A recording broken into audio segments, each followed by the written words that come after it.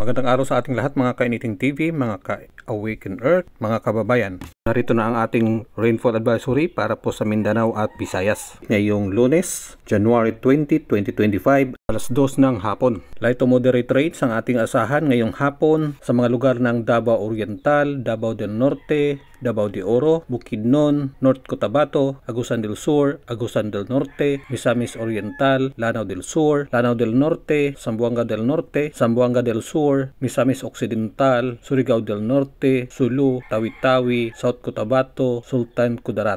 Katamtaman at malakas naman minsan na pag-ulan ang aasahan sa City of Kidapawan, Makilala, Imlang, Kapal, Marawi City, Ditsaan, Ramain, Buad de Poso, Buntong, Bubong, Lumba Bayabaw, Butig, Lumbayanagi, Lambatan, Sultan Dama Lundong, Bayang, Binidayan, Pagayawan, Ganasi, Pualas, Kalanugas, Marugong, Nunungan, Tubod, Tangkal, Baroy, Salvador, Sapad, Sultan Naga di Maporo, Mulabi, Mahayag, Dumingag, Dipolog City, Katipunan, Salug, Leon B, Postigo, Kalawit, Tampilisan, Baligian, Titay, Naga, Siasi, Pandami, Lugos at Tapul.